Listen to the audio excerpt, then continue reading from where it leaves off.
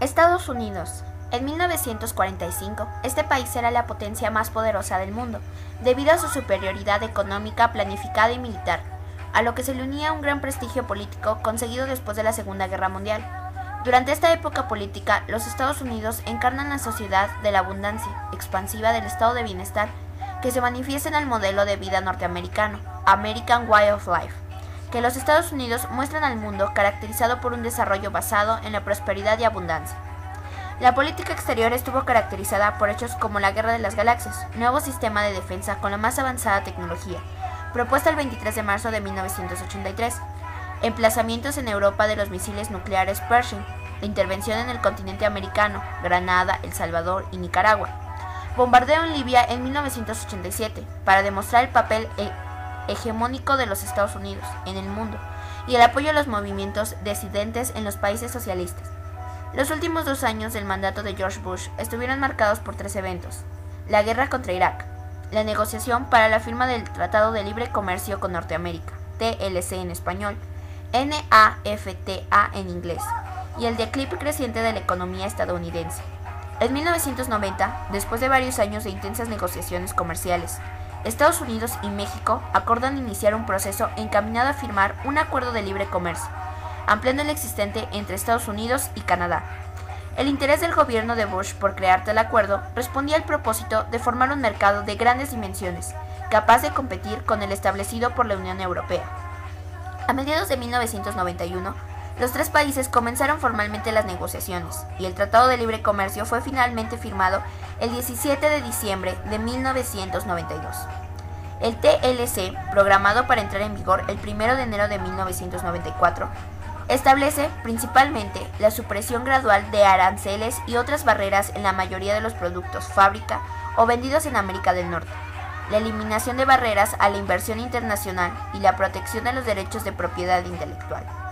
A finales del mandato de George Bush, el ciudadano estadounidense promedio se encontraba abrumado por el estancamiento y descenso de su poder adquisitivo, por la sensación de que su país perdía terreno en el frente de la competitividad internacional, así como el aumento de impuestos de un presidente que se había comprometido a congelar la carga fiscal de las clases medias. A ello se le habría de añadir el aumento de la criminalidad y de la marginación de amplias capas de la población. Por otra parte, tanto las minorías urbanas, chicas y cultas como los miembros de la clase reprochaban a Bush su escasa preocupación hacia los problemas internos, mientras orientaba su interés a favor de los asuntos mundiales. Los síntomas más evidentes del deterioro económico eran el déficit en la balanza comercial y el presupuesto gubernamental. La política económica instrumentada por Bush en 1992 resultó tardía e insuficiente para controlar tales déficits. Mientras se acentuaba la inestabilidad en el ámbito financiero, esta situación se tradujo en un deterioro generalizado en las infraestructuras públicas, donde, por ejemplo, servicios enteros de sanidad y educación fueron desmantelados. Asimismo, las grandes empresas se encontraban en difíciles situaciones y, con el pretexto de mejorar su competitividad, redujeron el número de los trabajadores. El porcentaje de estadounidenses situados por debajo del umbral de pobreza también aumentó, llegando en 1992 al 15.1%, mayor al de 1989, que había sido el 13.1%. Bajo esas circunstancias, resultó lógico que en las elecciones presidenciales de 1992 se negara a Bush posibilidad de un segundo periodo en la Casa Blanca. En cambio, favorecieron a William Clinton, candidato por el Partido Demócrata. William Clinton abordó en su campaña electoral temas como las condiciones sociales, haciendo hincapié en la necesidad de una reforma al programa electoral. Temas como las condiciones sociales, la salud y elevar el nivel de vida de la población, en los desafíos económicos a los cuales se enfrentaba el país, entre ellos el Tratado de Libre Comercio con Canadá y México, aún no ratificado por el Congreso, y la posición de Estados Unidos en el ámbito internacional. Al terminar su primer mandato, en 1996, Clinton había conseguido que la tasa de desempleo, situada en 7.5 en 1992, descendiera a 5.3. El PIB aumentó de 3 a 4%. El nivel de la inflación bajó de 3 a 2.5%, el más bajo desde fines de los años 60, en tanto que el déficit presupuestal pasó de 5.9 a 5.6. Asimismo, aunque iniciado y auspiciado por George Bush, la ratificación del Tratado de Libre Comercio, realizada a pesar de la oposición que enfrentó por parte de algunos políticos conservadores, constituyó un impulso importante de Clinton hacia el libre intercambio en el continente americano. Por primera vez, una gran potencia se convierte en aliada comercial de una potencia media como Canadá y de un país en vías de desarrollo como México, con el fin de ejercer una poderosa presión contra los grandes competidores de Europa y Asia, a través de una amplia zona panamericana de libre intercambio, que más tarde podría incluir a otros países en vías de desarrollo del continente. A pesar de sus éxitos económicos, el gobierno de Clinton no logró reducir los índices de pobreza y se vio obligado a sacrificar una parte importante de sus programas sociales, lo que ocasionó intensas protestas, sobre todo de las clases menores. Por otra parte, su gobierno se vio ensombrecido por varios hechos trágicos padecidos por estadounidenses, el más grave de los cuales fue un acto de terrorismo ocurrido en abril de 1995, cuando una bomba estalló en un edificio federal, dejando un saldo de 168 muertos y 500 heridos. Otro evento trágico sucedió en 1993 en Waco, Texas, cuando un enfrentamiento que duró 61 días entre agentes federales y los miembros de una secta religiosa finalizó con la muerte de 87 miembros de la comuna y 4 agentes federales. Clinton se propuso reafirmar la hegemonía estadounidense en el marco del nuevo orden mundial, renovando sus relaciones con agentes extranjeros y retomando el padrinazgo de los acuerdos de paz en puntos conflictivos del mundo. Sin embargo, fue criticado por su indecisión, especialmente con respecto a puntos conflictivos del mundo, gobierno militar en Haití y a la guerra civil en la ex Yugoslavia. En primer caso, accedió finalmente a que las tropas estadounidenses restauraran el derrocado presidente Jean-Bertrand Aristide en el poder en la antigua Yugoslavia. Consiguió un importante éxito diplomático. Después de la ofensiva croata por la conquista de Krajina en agosto de 1995, con las fuerzas serbias, el gobierno estadounidense pudo dominar finalmente la situación y promovió una reunión en Dayton, Ohio, entre representantes serbios, croatas y bosnios, donde se pudo llegar a una negociación. A finales del mismo año se logró la firma de acuerdos de Dayton. Entonces se pensó que esos acuerdos pondrían fin a la guerra de los Balcanes. Clinton se convirtió en el primer presidente demócrata reelegido desde Franklin Roosevelt, y la guerra del Golfo Pérsico tuvo origen en la crisis internacional iniciada en agosto de 1990. Cuando Irak, liderado por el presidente Saddam Hussein, invadió y se anexó al Emirato Independiente de Kuwait, con el objetivo aparente de controlar las reservas petroleras de este país. A partir de esta anexión, el Consejo de Seguridad de la ONU aprobó una serie de resoluciones que culminaron en noviembre del mismo año, en la demanda de que, para el 15 de enero de 1991, Irak debía retirarse incondicionalmente de Kuwait. En tanto, las tropas estadounidenses se situaron en la zona del Golfo Pérsico, preparándose para actuar contra Irak. Estaba por comenzar una nueva guerra, la primera de la posguerra fría, en una zona estratégica vital para los intereses de Occidente que provocaría la mayor movilización bélica desde la Segunda Guerra Mundial. Bajo los auspicios de la ONU, una fuerza multinacional que ascendió a 500.000 soldados por tierra y mar y aire, principalmente de Estados Unidos, Arabia Saudita, Gran Bretaña, Egipto, Siria y Francia, con apoyo indirecto de otros muchos países, fue lanzada contra un ejército iraquí, estimado entonces en 540.000 soldados. La operación, conocida como Tormenta del Desierto, comenzó 24 horas después del fin del plazo de la ONU a Irak para que sus tropas abandonaran Kuwait. Luego de establecer la superioridad aérea, las fuerzas de la coalición inutilizaron las fuentes de mando y controlaron iraquíes, especialmente en las ciudades de Bagdad y Basora. Para mediados de febrero, con bajas militares y civiles cada vez más numerosas, Irak expresó su deseo de retirarse de Kuwait. Sin embargo, utilizando la mediación de la Unión Soviética, el gobierno iraquí estableció una serie de condiciones que fueron rechazadas por la coalición, la cual dirigía mientras tanto una ofensiva aire-tierra, la Operación Sable del Desierto, que decidió la victoria final de las fuerzas aliadas. El 27 de febrero, después de que los centenares de miles de toneladas de bombas penetraron las posiciones iraquíes y sus centros productivos, causando un elevado, pero nunca precisado número de víctimas civiles, La capital de Kuwait fue liberada, solo 149 soldados muertos y 500 heridos.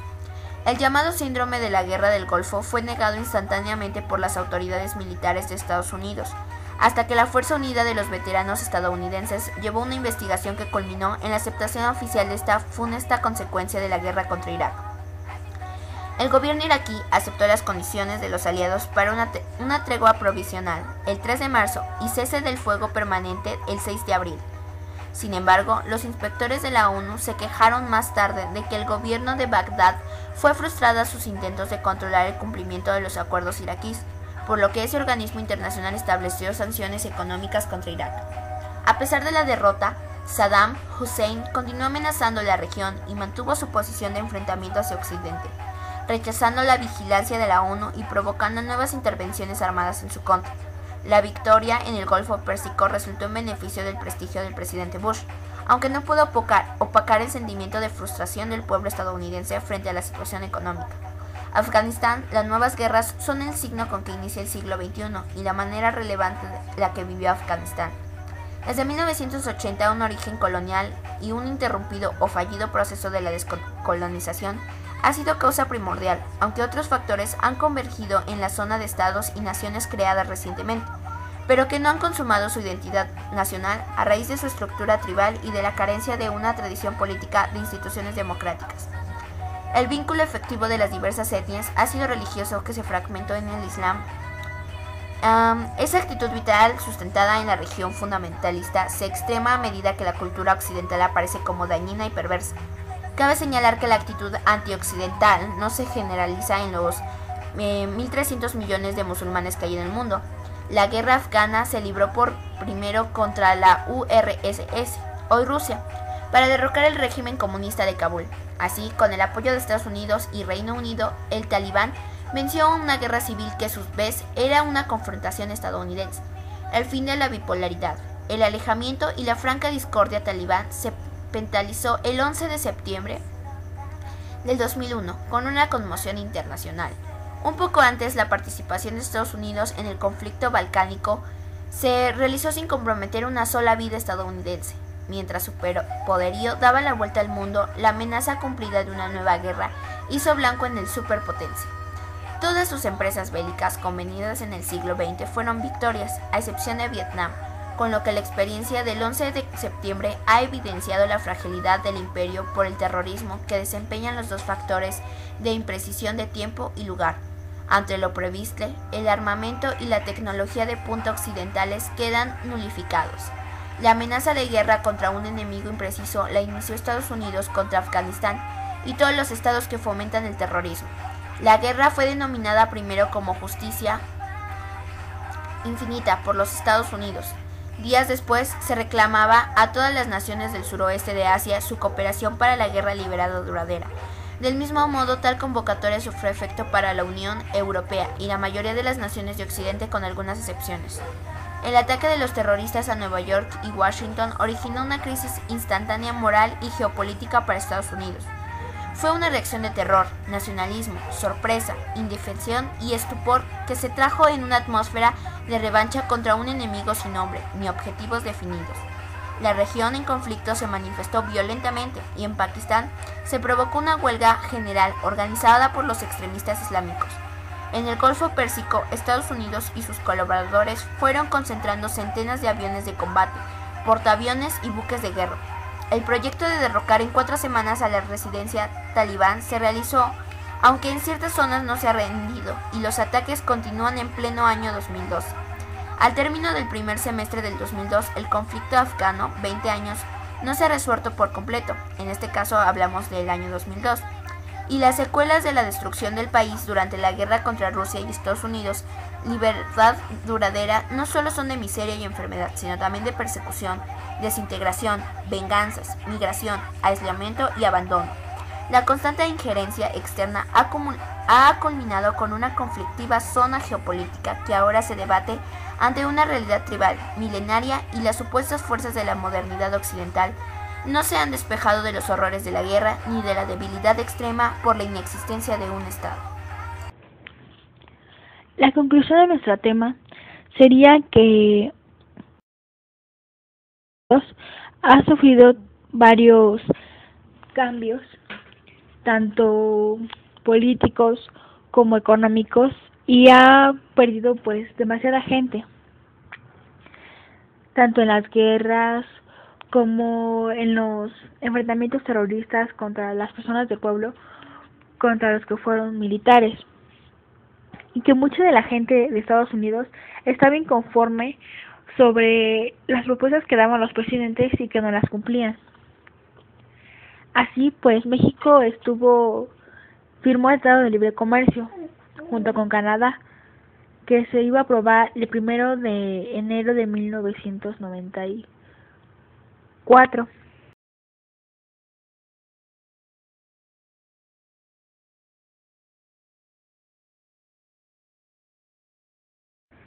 Y bueno, también que como la mayoría de los ataques terroristas pues ha tenido un gran impacto en toda la población, no solo en el ámbito no solo en el ámbito pues social, sino pues también que en su país afectó demasiado, tanto empresas, la población, y que bueno, también afectó a otros países como Irak, Yugoslavia, bueno, que antes era Yugoslavia, y así muchos de los enfrentamientos que Estados Unidos ha provocado por tratar de ser una de las mayores potencias del mundo, y que algunos de los presidentes pues no se preocupaban tanto por su país, sino se preocupaban por dar una impresión, o se preocupaban por lo demás del mundo y no ponían enfoque a lo que su país estaba padeciendo, como fue George Bush. Sin embargo, William, él lo que hizo fue darse cuenta que su pueblo pues no estaba contento con las propuestas que había quitado de su mandato. Entonces el pueblo se levantó, y fue cuando él se dio cuenta que pues lo que estaba haciendo estaba mal, y fue cuando retiró y volvió a poner sus propuestas, y lo tacharon de no de no tener un carácter que sostuviera su palabra, sino que cambiara de opinión. Entonces pues a él no le importó, y sin embargo pues logró que algunos de los porcentajes que habían obtenido en años pasados pues reducieran para el beneficio de algunas personas y de las empresas más que nada. Y bueno, esta fue nuestra conclusión, y gracias por su atención.